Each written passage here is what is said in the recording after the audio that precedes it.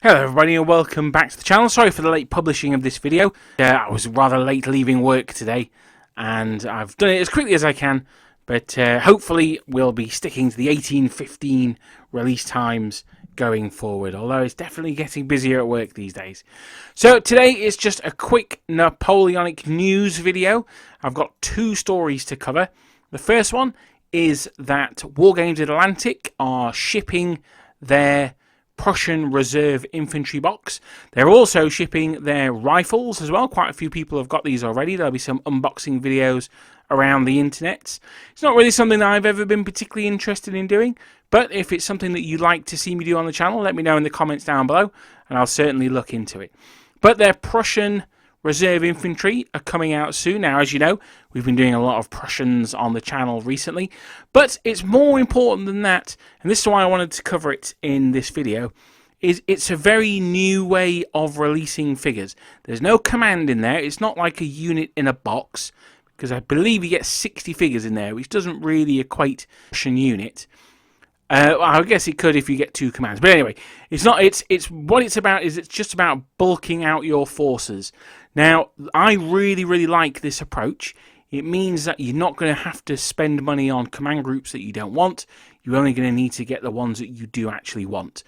Prussian Reservists, quite a weird one to start with, I would have thought. I think there's other ones out there that would be more generic that you could do loads of different armies for. The most obvious one being French infantry, because you can make Italians, Swiss, Nepalese, Spanish even. You can make an absolute ton of different figures out there using the basic French bodies. So I'm surprised they've started with Prussian reserves, but you know, why not? It's a range, or a line rather, that isn't really covered in plastics yet, so it's a nice change. And it's good to see them. They'll be shipping out soon, so if you've got some pre-orders in, then look for those. The second story that I wanted to cover today is from Victrix, and I wanted a little bit of a discussion here. So they have just announced their household cavalry, the ones that you can see on the screen now. I got told off for calling them Blues and Royals recently, because apparently they weren't Blues and Royals till 18 something or other. But I'll probably still refer to them as Blues and Royals, so apologies for that. But yeah, these are the household cavalry. Now you can make both units of the household brigade from these. That's the Blues and Royals and the Life Guards. Again, I don't know when they were called Life Guards, but you know the two units, the ones in blue and the ones in red, basically. They're fantastic models. Like I've said before, it looks like the horses are the same as the British Dragoons that they announced. And as I said before, I think the Dutch and Polish Lancers set, the horses were a little bit extreme. These seem to be a little bit more restrained and, dare I say, a bit more realistic. That said, I don't really know much about horse gaits and things like that. That's gaits as in like how they move their feet, not like a gate that you open and close. So I mean, I'm not really the right person to say whether they're accurate for a horse or not, but they're a little bit more restrained in their poses. I can definitely say that. I really like them. I will 100% be getting 2 units of these for my British Army, and I don't even do Waterloo. I'm more of a Peninsula guy, but I think the Life Guards and the Blues and Royals will be getting shipped to the Peninsula in my games. I can tell you that for nothing.